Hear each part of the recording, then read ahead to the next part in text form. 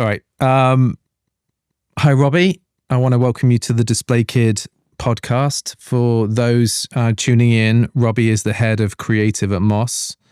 And welcome, Robbi. Cheers, man. Thanks for having me. So we'll get into the story of how we met and a little bit more about your role within visual experience and visual merchandising in a bit. But I thought it might be quite nice to give the audience a couple of interesting facts about you before we go into anything else. They're completely safe. You don't need to worry. First one is that Robbi has basically worked all of his career within retail. And we met when Robbi was kind of earmarked as one of the young rising stars within the retail management space. Is that a space? Yeah, it kind of is. I reckon it is. Yeah. And that's kind of where we met. Another interesting fact is he hired me as a photographer at his wedding. And I partly think that was just a way of kind of getting me there headcount wise and not having to necessarily give me a meal. But you did offer it in the end. So that was also an interesting fact about Robbi. And the other thing for anyone tuning in, and something that I have in common with him now and have a huge amount of additional respect for him that maybe I didn't really understand as much at the time, is he's a father to two amazing children. And now I know what that means and what that represents. And it's kind of connected us in another way. But yeah, welcome, Robbi. That's quite an intro, isn't it? Yeah, you didn't think I was going to bring up the photography? I didn't. The photography thing, I didn't think you'd bring up. Yeah, and a rising star. You were. Sure. Yeah, I mean, it's a long time ago. We'll get into the story of how you moved from retail management into visual experience in a bit. to become a rising star in that instead of nearly 40. Yeah. Yeah. So we'll get to that. But my first question, which I'd like to ask all the guests, is what's your trigger phrase when it comes to visual merchandising? Obviously, the idea of the Display Kid podcast came from the derogatory use of that term to kind of explain what it is we do. And, the Display Kid coming to make things look pretty, et cetera, et cetera. I want to know what your trigger is when it comes to someone trying to explain what visual merchandising is. Yeah, I mean, I'm not sure it's something that I feel now, but when I first got into visual merchandising and definitely when I joined Moss, was, oh, you're the window dresser. I heard that a lot.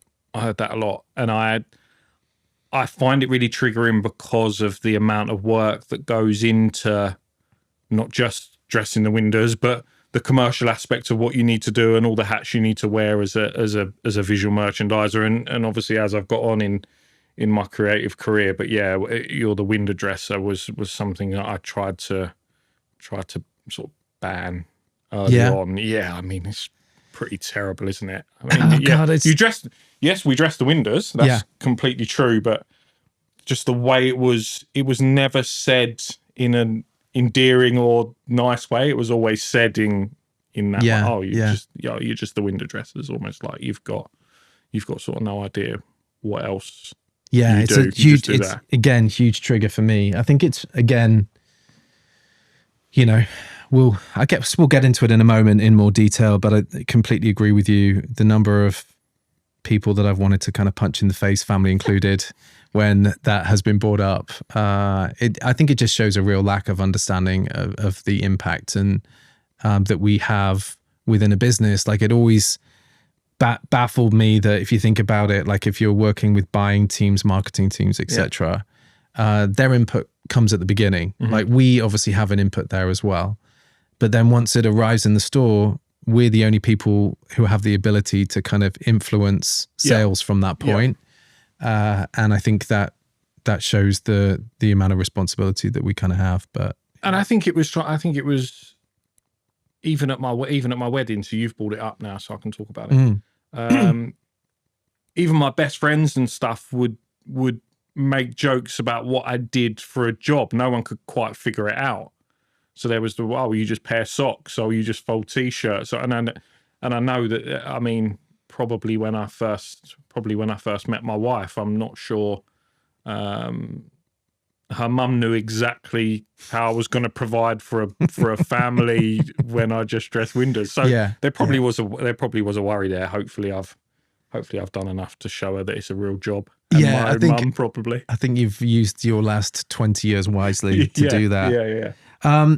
Perhaps we then start with the origin story from your perspective about how you ended up doing visual merchandising. We were talking kind of off camera about maybe how some of that happened, but it'd be good to get your perspective first, and then maybe now I obviously have known you for a long time. I'll kind of layer in my perspective on that situation. Yeah, I mean, I always knew that I wanted to work in menswear. I always knew that I wanted to work in retail. I couldn't draw, and I wasn't a true creative in the sense that I was ever going to be a designer. I had a keen interest in menswear and clothes and fashion and trends, and I was constantly researching what people were into and what was happening culturally.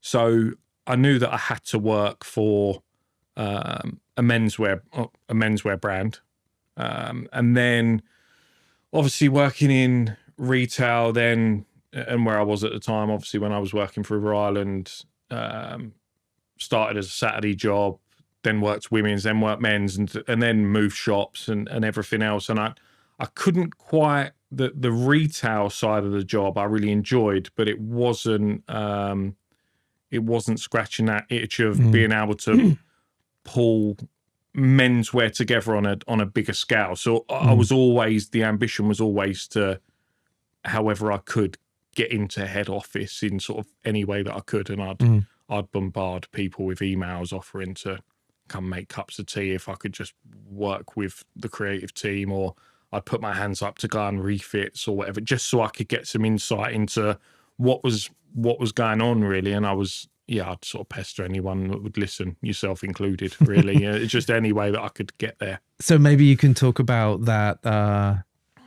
first moment or that first interview from your perspective that got you into visual merchandising. So I'd had a pretty successful career. I mean, some people would probably rising argue star. whether it's successful or rising star in the retail management world. And then obviously the role came up for international VM or whatever the title was at the time, and VM manager, and then I was like, by any means necessary. Bearing in mind, my son had not long been born, I think, so I had 2 children under 2. Was trying to buy my first house, and it was quite a leap of faith. So to then come out and be dragged to a David Lloyd to do my interview on a Saturday afternoon, which was crazy. We were still trying to work out off camera why that actually happened in a David Lloyd. I think it just suited you. I think it was a David Lloyd in Leicester maybe, or something it was. I like to think that I maybe had been away that week, and I think that's probably what it was. I think I'd probably been abroad with work and trying to justify why I got you up to there. But yeah, it was definitely my most unusual interview, kind of meeting someone in that setting and kind of having a conversation. But I think for me, you obviously had a huge amount of retail experience and commercial knowledge. Yeah. And I think maybe, again, like we were talking about visual merchandising and trying to create that credibility, you had 2 of the skill sets that I knew that I needed within the team from a management capacity, which was you were creative, but you also came from a commercial grounding, so you knew numbers, which was really important to me to bring that into the team. And we both know this, but you are very, very good with people. Like, you have a very high EQ. Like, that's your thing. I'd say that's probably your thing. Okay. I think it is. Okay. Do you think it is? I think it's definitely helped. I think I've always been incredibly envious of true creatives, people that can conjure up something out of nothing. And we certainly worked with a lot of very talented ones at River. I'm very lucky to work with people now that I would consider That in level. what they do, that level. Yeah, for sure. I've certainly never felt like that. But I certainly feel that I have an approach to it that has given me an advantage. Not to say that true creatives aren't commercial, or not to say that true creatives aren't good with people, because they're often both. But the way in which they create, I've never been able to do, but I've always responded really well to working with people that can do it. And I'm very envious of it. I'm very, very envious of it. I think it takes all types, doesn't it? Like again, I'm the same. I would never class myself as the best visual merchandiser within any like high level environment, but I've taught myself to be able to do it at a really good level. But I've taught it in a more of a step by step, learned over many years kind of way. But I think that where we kind of align and maybe where our careers are similar is we've built our careers on building exceptionally high performance visual teams and being able to kind of lead them through that. And again, like you said, it's surrounding yourself with those individuals that are hyper creative, because I think to be that, you can't be everything else. Like to be that hyper creative, you're not necessarily going to be able to be as good at the other things. I think you need people that are kind of like across the scale, I think.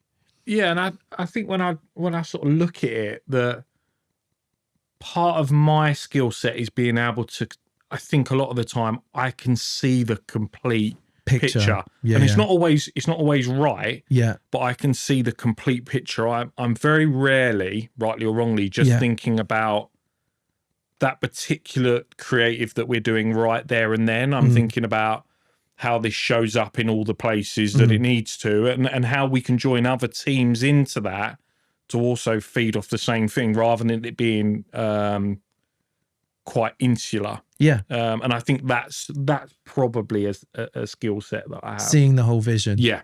Yeah. And being confident enough to create it. Yeah. Yeah. Because to put your ideas out and to put your suggestions out to how a brand should look, or how a brand should behave, or how it should show up, takes a lot of courage. And you obviously then lead to people saying, well, I disagree, or I don't think that's right, or I think it's a stupid idea. And that hurts when it's bad, and it's amazing when it's good. But you've got to be willing to do it. And lots of people I know are really, really great, or really creative, or really good at this and really good at that, but it's difficult for them to put the idea out for fear of, I think that's the difference. Not landing. That's the difference between a good VM and a great VM.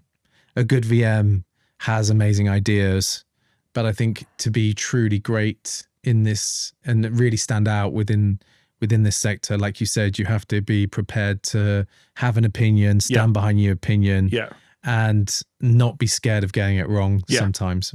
And putting your hands up when it is wrong. Yeah. Being the first to say, I thought it was a great idea, but I've now had new information that suggests that maybe it's not. Whereas I know some people that find it really hard to let go of an idea, even when they know it's probably not right. And I think you get that from, when you're working in these senior leadership roles, you're surrounded, but you see that the people that are really progressing within their careers in other functions are not necessarily VM, whether that's retail, buying, merchandising. All the best people have an opinion. Yeah. And rarely are they always right. In fact, they're never always right. No. But they're willing to kind of stand up and put it out. Yeah. And put it out. And it's amazing how maybe what isn't the very best idea, not all ideas that come out are great ones. And there's some really great ideas that have ended up going nowhere. And there's some really average suggestions that actually people have got behind and built up. And then all of a sudden it is a great idea because it's built momentum and people have bought into it. And actually, once everyone's then applied their little bit to it, it's far better than it started out. But then I've also seen great ideas just turn to dust because no one's done anything with them, or no one's really believed that it can be done. And another thing that I've definitely noticed in my time in VM, and I'm sure you have, is you can have an amazing idea and it just not land at the time, but it's still an amazing idea. An amazing idea, yeah. And then if you're not surrounded with the right people and team, it's easy, like you said, for that idea never to see the light of day again. Yeah. But it's understanding that something might not land in the moment, but just dust it off, come back to it at the right time. And then, the same audience that 2 months ago didn't think it was right, suddenly think it's the best idea that you've ever come up with. So I think it's, again, getting into that mindset that even if it doesn't work at the time, you just have to make sure that you keep that idea somewhere because it could have a moment. And that's another sort of researching and archiving, even if it's in your mind, not necessarily on a folder on a laptop, is another creative skill, isn't it? Yeah. Knowing where you can pull that idea from that you thought about 8 years ago and now finding a way to completely join the dots. Yeah. I think is another creative skill that lots of people have. Some people are great at their references. Yeah. Yeah. And they're able to draw on them without it looking difficult. And other people spend days on research and still struggle to get an idea out. So yeah, it's mental. Again, it's like I was reading this quote on Instagram about like you can spend a whole day or two trying to force out an idea, and it not kind of come to fruition, and then it just takes a spark, a moment, and so it's not necessarily the time you spend on something that drives that creativity. Yeah, I want to know a little bit more around that first role that you did as an international VM, and how did that differ from maybe the traditional like retail store backdrop? Like, what were the big learnings or differences that you kind of experienced moving into that role? I think there was probably more similarities than I thought there'd be. I thought, again, the skill of being able to be really commercial, I think is an important and was at the time an underrated skill. Being able to understand the rationale behind why you're laying something out the way that you're laying out something, rather than it looks nice, having a little bit more depth to it and really being able to substantiate that. I think just sort of the freedom of being able to work with the product in a way that you've got to remember, when you work in a store, you're the end user of that. So you get the layout guide that tells you how to do it. And if you don't follow that guideline, it's pretty rigid, right? The guideline has come from a central spot designed by the people for you in this room. Yeah, the Devil Wears Prada bit. So to have that freedom to be able to influence those type of things is what sort of got me hooked on it. Rather than being the end user, you're right at the center of everything great that was happening. Any amazing trips that you remember from that time? Oh God, there was quite. I mean, the Amsterdam trips were always pretty amazing. In the stores, there was always plenty of work to do, wasn't there? I mean, and the long days and the late nights and the 3 days before all the directors came to visit. And I look back on it all really fondly, and you don't realize just how much that sets the foundation for then what you're going to go on and do for the rest of your career, really. I am so grateful to the foundation that River Island gave us, because it was obviously a major high street retailer at the time, and major competition with Topshop at the time. Yeah.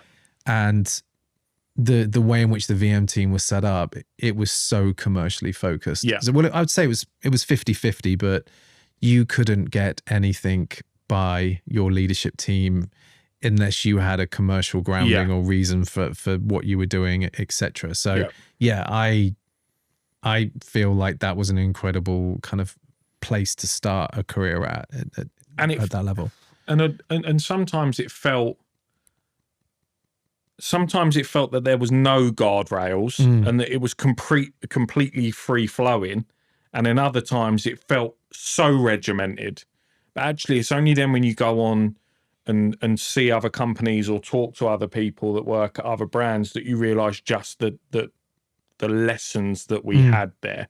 And I sort of feel like I had two lives there, because I had the retail life I had there, which taught me how to manage people, how to be commercial, how to show up every day and make sure that your store that you're responsible for. The way I saw it, as soon as I had a set of keys, I was responsible for that multi-million-pound business. And then I feel that I had then had a second life there, a VM life, and I took that as seriously. I felt, and rightly or wrongly, I felt that a lot was riding on us as a team, especially then when I came into work in the menswear function with Tom and everyone else. It felt like we were doing something great, and the brand at the time was flying. The time we were there, it was flying. We had lots of really good times there.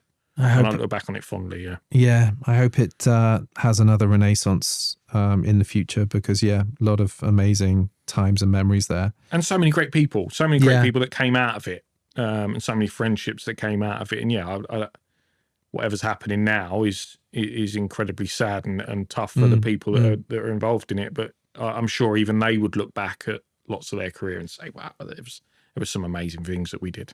I still, straight from uni, did 12 months working in a store to, because you needed that at the time. Yeah. And I remember getting a £15,500 salary and a company car. Yeah. And thinking I was literally like top of the world. Yeah. Like so fond memories. Thinking back, can't believe that was like 2002.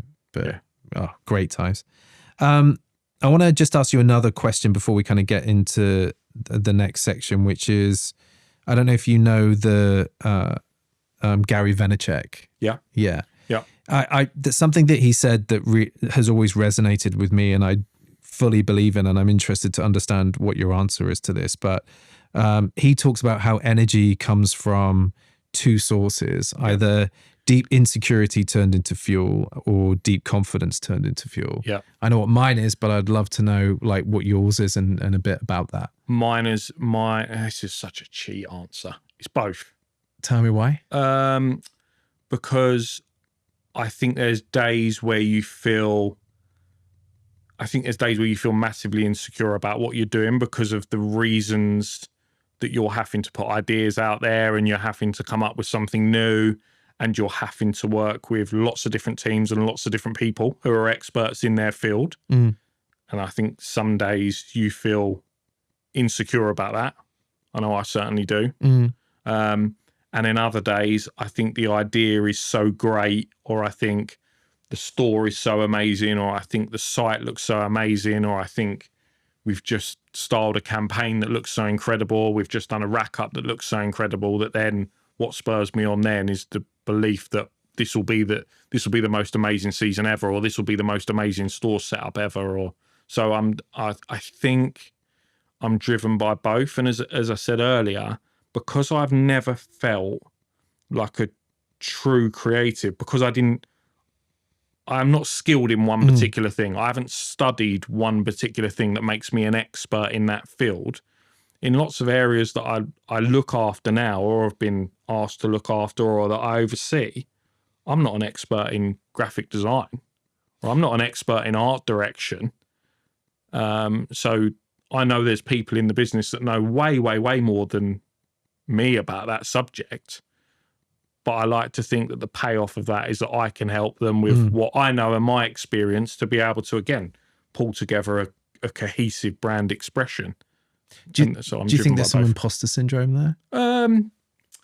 Yeah, but I actually think imposter syndrome is a good thing.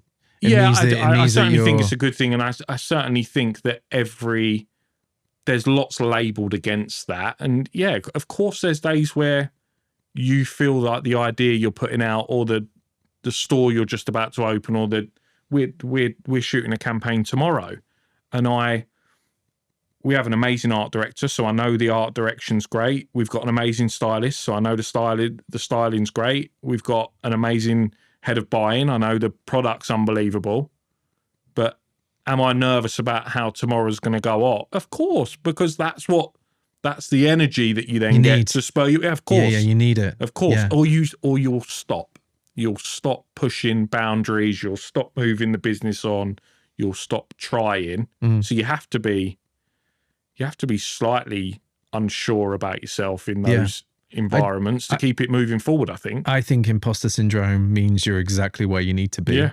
And it means that you're innovating and you're pushing. The second you don't feel it is the moment where you really need to step back and really check that what you're doing is the right thing. Good answer. The next section I want to talk through is some of the key learnings along your journey. Yeah. I want to understand from you, what do you think makes a great visual merchandiser? I think you want to have to do it. I think you have to have a real passion and enthusiasm for being creative, for wanting to add that extra bit of story to everything you do. I think lots can be taught on VM. You can teach people how to follow guides. You can teach people basic principles. You can teach people how to merchandise a wall, conduct a floor walk, be commercial about what's in the windows. All of that can be taught, but an energy and an enthusiasm that runs through everything you do, I'm not sure that can be taught. So what I would look for, and I know what my VM manager looks for when he's recruiting for in the team, is that enthusiasm and that energy to want to make a difference to the brand visually, or a brand visually. That would be what I would be looking for. Controversially, I agree. I think that I'm always looking for the spark. Yeah. Visual merchandising is such a weird thing, because when you came into it, when I came into it, I went to uni, but then I needed 12 months store sales experience to even get my foot in the door. Yeah. Now you can study it at uni and you can go down that route. But the people that I know that I have so much respect for are the people that I have a lot of connection with, is the people that came through the old way. I'm not saying the new way's wrong, and I think there'll be some amazing individuals that come out of that, and I've hired some great graduates, but that I'm almost not necessarily looking at what their education is, what their experience level is. Even with you, like, you had no formal visual experience when I hired you into that role, but you had a spark, and I'm always looking for that spark in interviews. And another, I've used this example many times, but one of my current team who I hired into Michael Kors when I was working in my US role,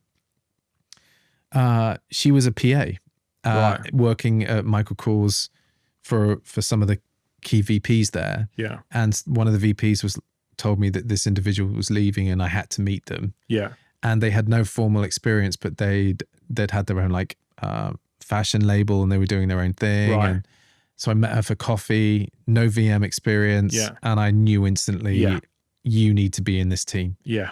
And she's, gone on and is doing amazing things, but it's that spark, isn't it? You have to find that spark. And you've got to remember that if you're a VM and you're going into a store, you are walking into that store. Let's say the store's got 10 employees, a manager, a deputy, a floor manager, some stylists.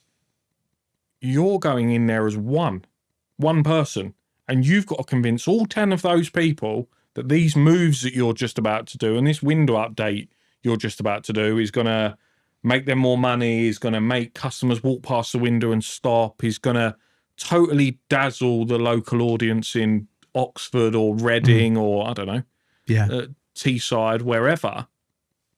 But you've got to be able to do that, not with an army of people behind one. Yeah. You've got to be able to go into the manager who is being sort of minimum payroll for hours, wants to know why you need someone for the day. Yeah. Yeah. And they're being challenged on stock loss and health and safety and bestsellers and conversion and UPT, and you now want to flip this whole shop front to back. You've got to have unbelievable negotiation skills, and it's like you said we were talking about what makes a great VM. I think probably one of the fundamental things that makes a great VM is your ability to tell a story. Yeah. Like that, like you said, when you're in front of 10 individuals Yeah. from various functions and you have to convince them that you want to make some changes, Yes. you have to be able to tell a story. Yeah. And make them believe it. Yeah. And your ability to tell a story is directly related to your ability to actually physically merchandise the product. Mm-hmm. Like you could be amazing at merchandising, but if you're not amazing at selling the story, then no one buys it. No one buys into it. And you'll then have to explain to an area manager. Yeah. Why you've just spent 10 hours flipping their store upside down.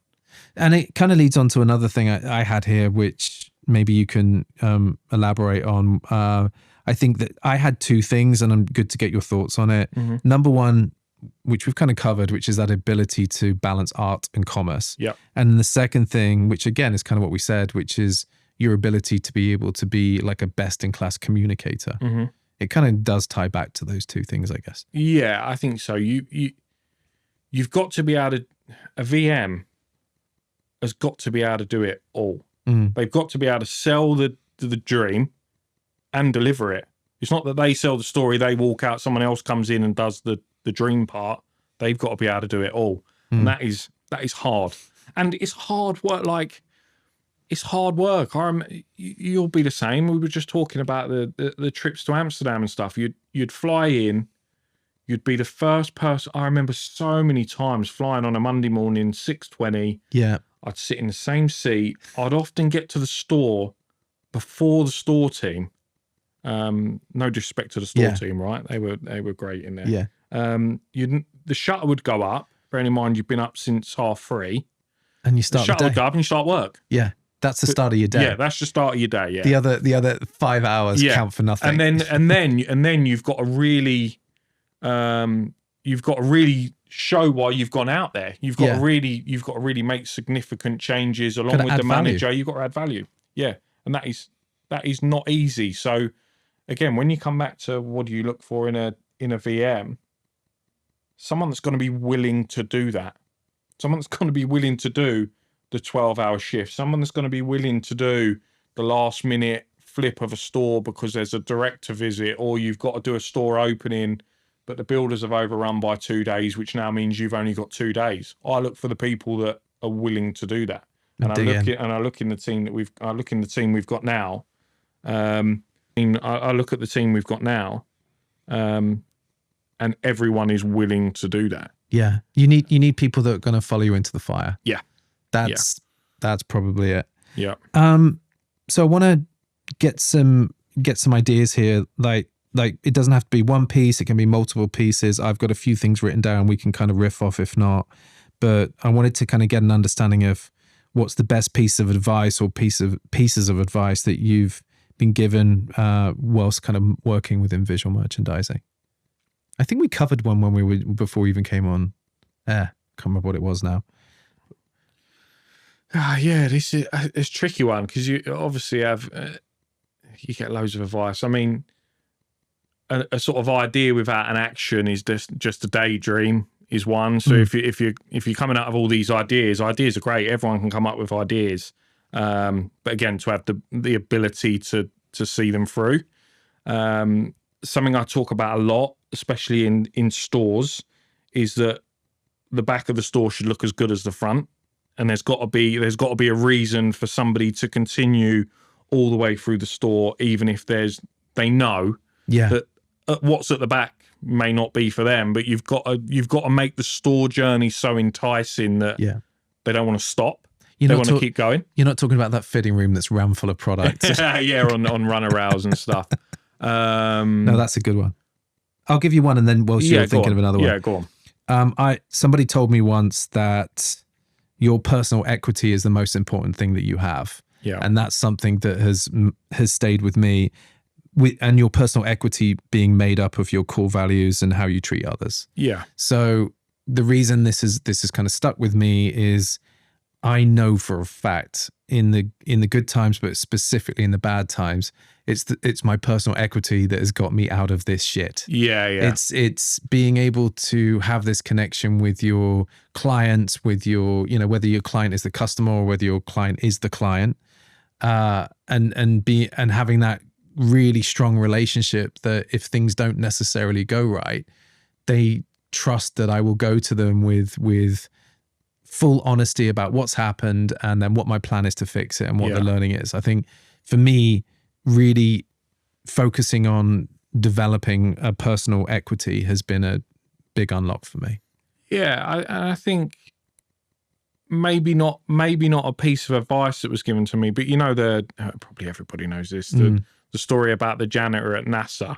Yeah. You know that story, right? Say the story. So, the president, I think, visited NASA and said to the cleaner, "What are you doing here?" And he was like, "I'm putting a man on the moon," right? And to everyone else, he was just the janitor. But he made NASA are obviously so clear in their intention to everybody in the business what they were doing that everybody felt, however small, their part was to put a man on the moon. Everything they were doing was to enable a man on the moon. I think part of, hopefully, and I know I'm good at it some days and not great at it other days, I think that sense of communication, making sure that everybody is clear on what we are trying to do. Yeah, if you're trying to move a brand on, you can't have 10 different iterations of the brand. There has to be a pretty singular vision. Even if that singular vision is coming from multiple people, everyone needs to be clear. And I think that's probably not necessarily a bit of advice, but that's a story that's always stuck with me. That I think when you get, again, we all came in at that entry level, but I think when you get to that leadership level in visual merchandising, as you just mentioned, you really have two jobs. Number one is to set the vision and make sure that everyone is on board with that vision and feels part of the journey. Yeah. And then just making sure that your team have what they need to be able to do their job to the best of their abilities. But it's that in itself is a shift because, again, the days of necessarily always being in the trenches, always being, like you said, doing these 16-hour days. Yeah. Maybe I know from my experience, I don't get an opportunity to do that as often anymore. Yeah, because I have to stay focused on setting the vision and making sure the teams have what they need. I found that was hard. I find that really hard because they were the things that I felt for a long time justified my place. I find it hard that I now can't be on every new store opening. I can't do 3 days on every new store that we do, right from day one of the delivery coming in, right from finger spacing the last set of hangers. Right, I find that really difficult. But for me to succeed in my role and the business to succeed, they're the things that I've got to hand over and make sure that somebody else that's better than me is doing that. Yeah. And that's hard. That's hard to. For every time you give something up, that takes a little bit from you, and I know I've found that really hard.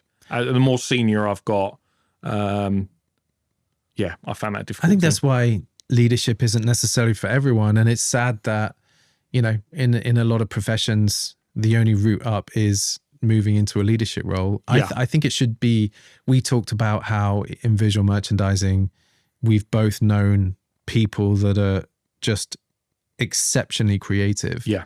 And to get the most out of them, sometimes you just have to let them create. Yeah. And you need to take all the team part on the leadership part away from them so they can just focus on what they do great.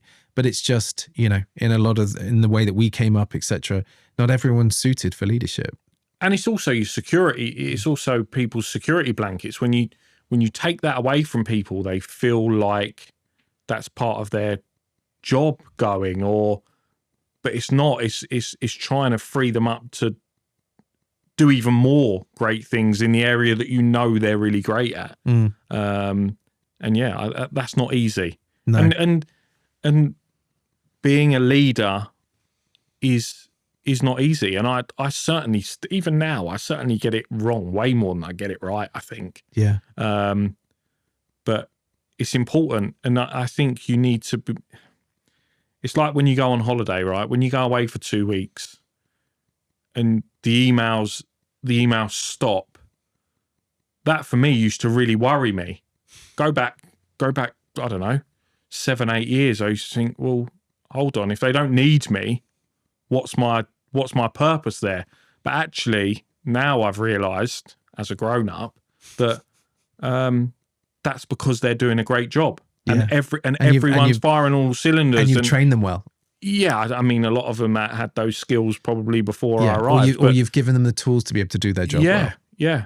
Whereas that's an easy trap to fall into. Of hold on, I want there to be loads of emails, or I want people to be bothering me. Actually, I don't. I want to go away on holiday, and I know they've got it completely under control, and they'll probably do a better job without me there. It's normally what happens. No, that's very true. Another one I had here was people remember how you made them feel, not what you did. Yeah. I think that's very relevant to what we do. Yeah.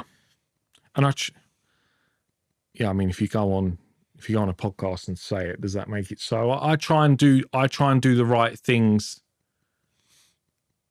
not publicly, but saying it now on a podcast sounds ridiculous, but we'll never publish this. No, maybe take this bit out. But no, if I always try to do the right thing, and I always think, how would this be important to me if I was in that position? What can I do that would have really helped me out? You just try and do the best for everyone. And look, you're never going to please everyone all of the time, and you've still got a business or a department or a store to run or whatever. But if you can do the right thing, you got to do it. You got to do it.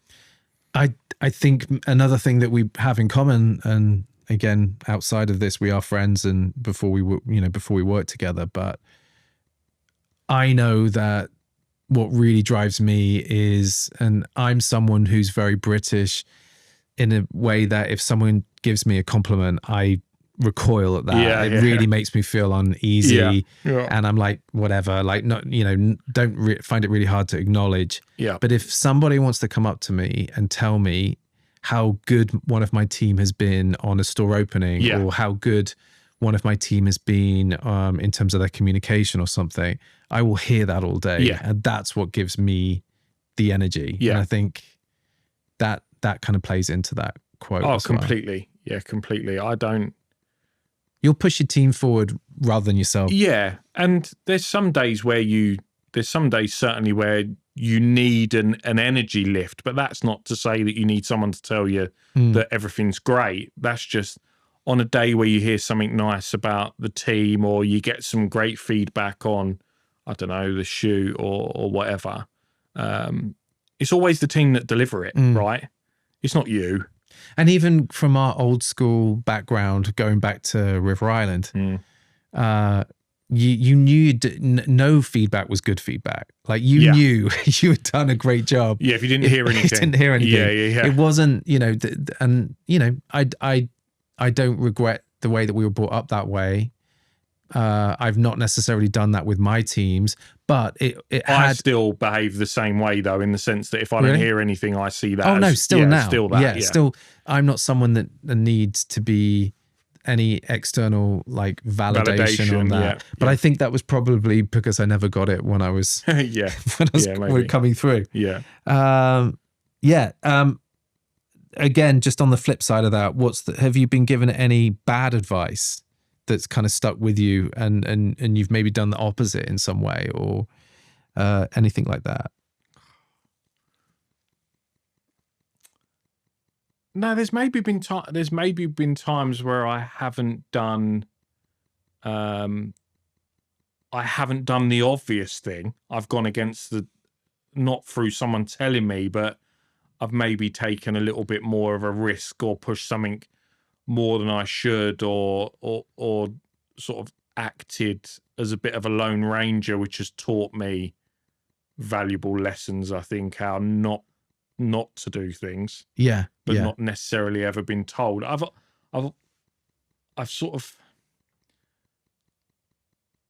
always found it quite hard to work with big groups of people. I've always found that quite hard. But I know that's something that I've really got to do. So no, I haven't necessarily been given bad advice. But there's certain things I know that I should have done. I haven't. I think for me, there have been times in my career where you've maybe been given advice that's like, keep your head down, just, get the job done. But I think the whole nature of what we do involves innovation, risk. Yeah. I think if you're keeping your head down, you're not really You're just pushing or safe. And I think playing it safe is the one piece of advice that I've maybe been given in the past in certain situations that I do not think is the right thing to do in hindsight.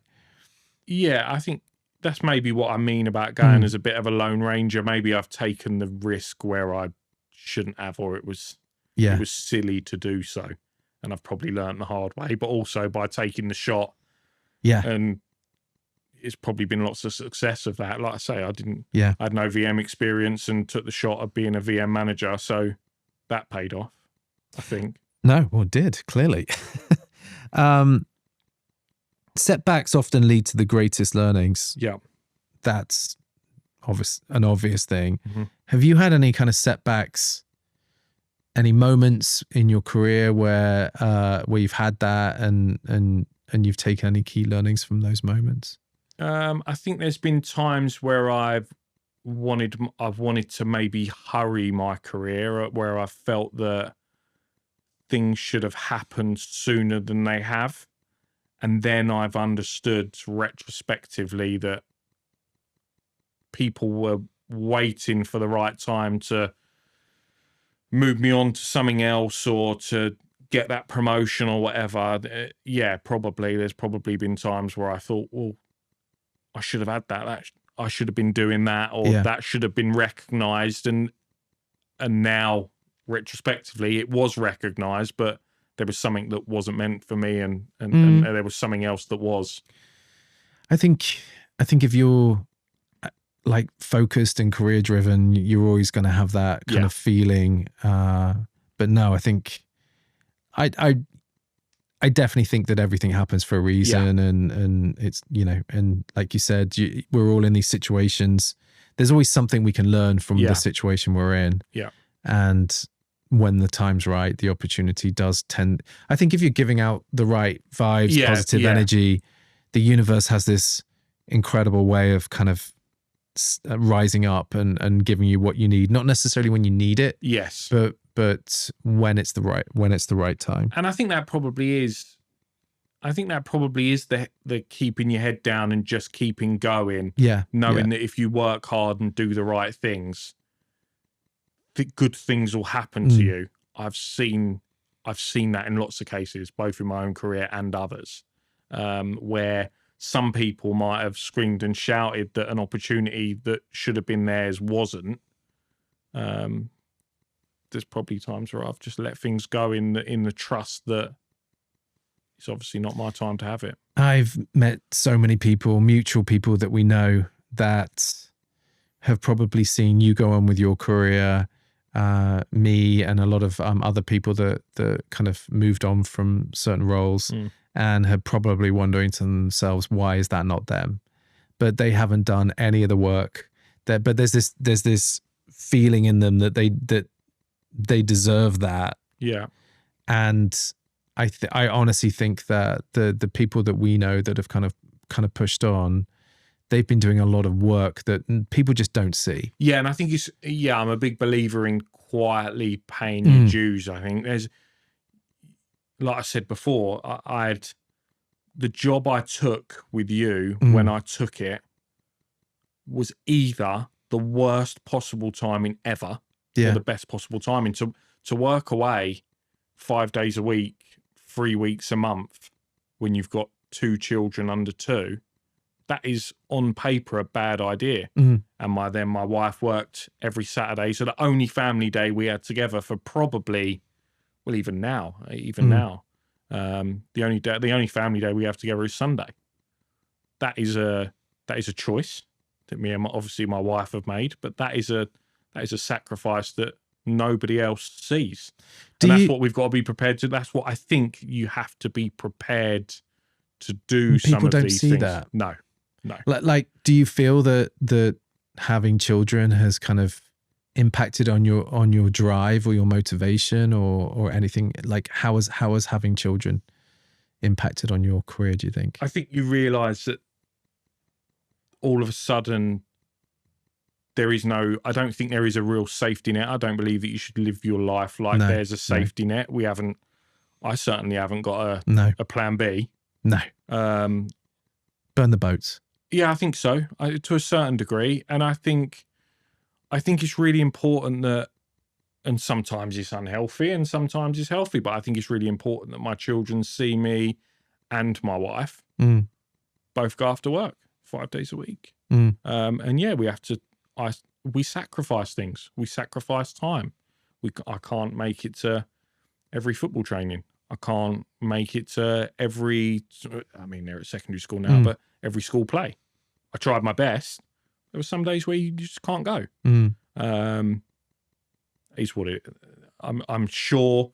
I hope my kids understand why we do it. We do it so that we can build a better have the life. best time when we're together. Yeah. And it gives us options. Options. But yeah, I mean, we've certainly sacrificed a lot of family time for our careers. I think that is a huge sacrifice, and it really also goes to show you have to really love what you do. Yeah. Because, you're giving up a lot for that. Yeah. And when you're in Amsterdam's getting a bad rap today. I mean, amazing city, but I know what it's like to be in Amsterdam on a Tuesday in February, and it's tipping down with rain, and all you want to do is be at home. Yeah. But it's the choices you make, and everyone's free to make the choice. Yeah. No one's forced in this case to do what we do. We've chosen to do it because we enjoy it, and it's led us to other things. Yeah. It's led us to other things. Another thing I wanted to ask you, which I think could help a lot of the audience listening, is we operate in a very opinion-driven business. Mm-hmm. Do you have any advice on kind of navigating that? Yes. I think you have to be respectful to the opinions, right? The reason that everyone is offering opinion is because they have a view and they think they can make things better. Most people's opinions are delivered from a good place, aren't they? Most people don't give you an opinion because it's always bad. Yeah. They want things to be better. So your job as whichever role you're in is to be an editor of those opinions. Take a little bit from there and a little bit from there. And sometimes you have to say, sorry, I hear what you're saying, but actually we're going to go in this direction. Again, that comes back to the story of being clear on the direction of travel for the brand. And you're paid to make those decisions. Yeah. So if there's lots of opinions and they're all coming at you because that's your job at the end of it is to say, thank you very much for your input. Thank you very much for your input. We're heading this way and this is why. I think it's that simple. And it's it's effectively what we do. It is. That's what we do. We're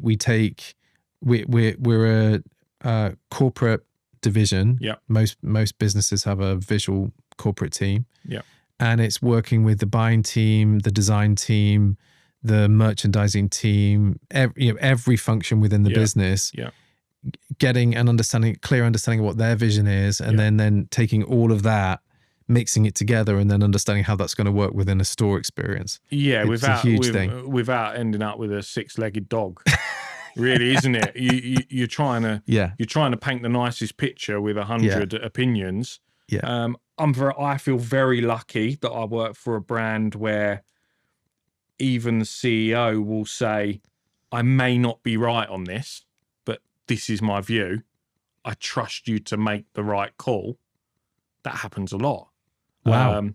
But then when you get it wrong, which I do, I then have to go to him and say, I got it wrong, but this is how I think we can fix it.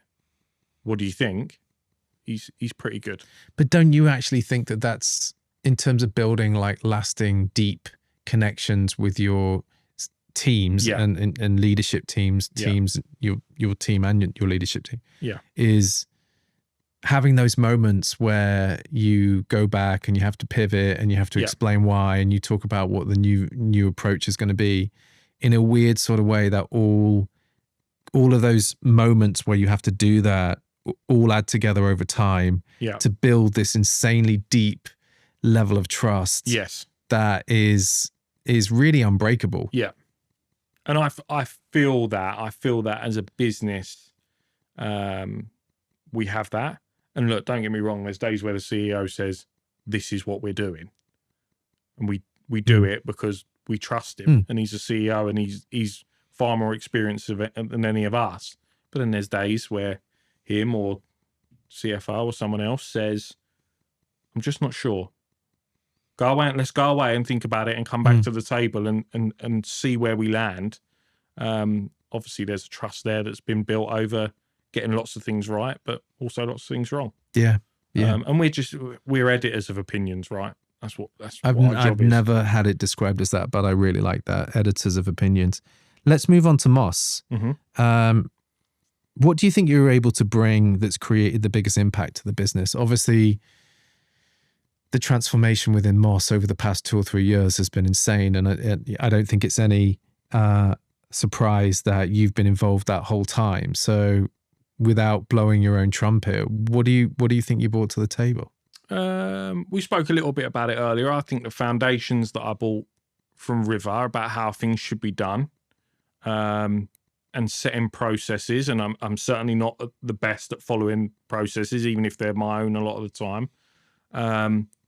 I think, in the very British way you described earlier, I'm not gonna blow my own trumpet, because it's not us that it's not me that delivers it.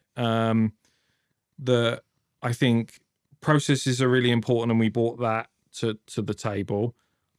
I also think I knew what the brand could be when I was interviewing for it. Obviously, I interviewed 2 or 3 times at various different levels, and obviously I joined the business as a VM manager. I knew what the brand could be, and I saw that there was a lot of time wasted and spent on things that didn't necessarily push the brand forward. And again, had to stick my neck on the line and ask questions and really try and understand why we were doing things a certain way when we didn't need to. And I'm lucky to work with the people that I work with. Like I said, amazing CEO, amazing creative team, fantastic art director, trusting CFO, strong SLT. All of those things combined, add data into there, add marketing into there, add ideas into there. Everyone's pushing in the same direction. Yeah. And then you've got an amazing collection of product. I mean, what the buying team have managed to do in the last post-COVID, it started a little bit as we went into COVID, but the product that's coming out of the brand in the last 2 or 3 years is as good as anywhere on the high street, and we're lucky to have 114, 115 stores to be able to present it, a strong e-com site. It's incredible. There's a lot to do. I would say as we barely even got started. We barely even got started would be my view. It's been a huge transformation. I'm super excited to see where this goes, because as you know, we're both a big lover of tailoring. We talked about impact, but if you had to give some advice to anyone kind of breaking into visual merchandising, how would you advise them on the best way of delivering impact?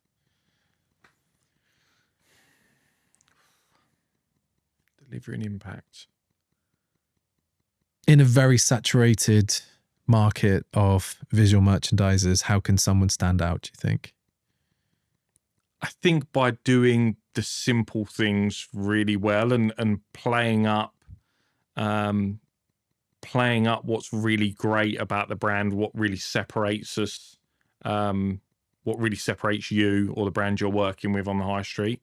So we know that our brand is built on tailoring, right? So we know that when we moved more into casual wear or lifestyle product or whatever you want to call it, we knew that it had to be rooted in tailoring, right? That even the casual product we wear that we make isn't casual like River Island or H&M or Zara. It's at the smarter end of casual. So I would say make sure that you play up what your brand is really good at, and hopefully It the cuts DNA should shine through. That's not easy. That's not easy. No, good answer. We kind of covered this before, but I want to just touch on it really quickly again. When you're recruiting, what are your non-negotiables? We talked about the spark, but is there anything else that, in terms of like behaviors and values, that you look for when recruiting? I think for me, it's always been really difficult to pinpoint it. I think you get the sense from the person whether they're ready for that level of commitment, whether they're ready to really put their neck on the line for their ideas, whether they're really ready to show up every day, and that they're committed to the brand and what it's trying to do. I understand that there will be people that just want a job, right? It's really, really tough. So I look for, and I know it's a bit of a cop out, but I look for that energy in people that, and look, I've got it wrong in the past lots, but I look for that spark, that energy, that belief that they will join a team that is committed to driving a business forward, and we can't take passengers. We've got to have people all full steam ahead, and whenever anyone comes into the business, there's obviously a certain skill set that they possess to get past the screening, right? So if you're recruiting for a designer, they can obviously design, or they would never have got to the interview process. But you are planning on bringing that person into an ecosystem that already exists with lots of different characters, with lots of different personalities. That's a balance. That's a balance of, so again, we spoke about it earlier, pick the person and the effort and the energy over maybe the skill set that they have. That's probably, and I know that's a bit of a cop out No, but that probably is it. No, totally. What would you say your biggest achievement is today in your career?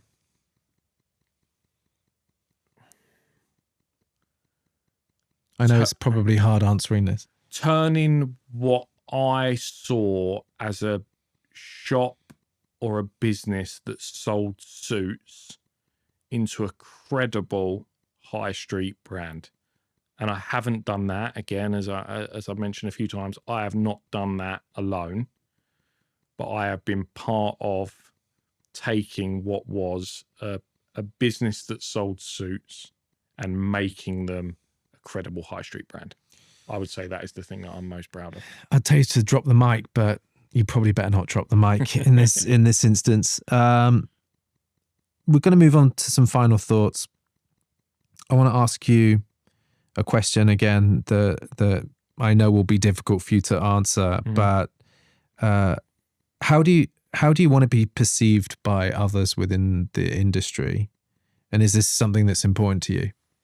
I don't think I really know anyone in the industry. I don't think anyone particularly knows me in the industry. I think what we're starting to do with Moss, we're becoming more recognizable as a brand for people that know me and work with me. Yeah, I mean, I just want to be someone that works hard and is committed to what they do and is a good person. Outside of that, really, I'm not overly fussed. Yeah, and then that really leads me on to the last one, and try and maybe use some different words, because I think you summed up the last one pretty well as well. But 3 words that sum up your visual experience journey so far. Challenging, rewarding, and fun for the most part. Yeah, that's probably it. Yeah. Wow. I want to thank you, Robbi. I've been trying to pin you down for this podcast for about 12 months. But you've actually the guests before me have been pretty amazing. So part of the reason I've been dodging it is because it's heavy to live up to the guests you've had before. No, So- I think it's great to get your perspective on things, and I have so much respect for you in terms of what you've achieved. It's incredible. Like, I'm so proud of the fact that we got to work together for what feels like a minute. I think we got 2 or 3 years together, and to see what you're doing in the business and the impact you're not just having on Moss and etc., but on the teams and stuff. It's amazing, and you seem super happy, I and appreciate it. that's equally as important. So yeah, just want to thank Robbi for joining the podcast, and yeah, I think we'll call it a day there. Been a pleasure. Cheers, man. Cheers. Thanks. Amazing. Thanks a lot. That's fun.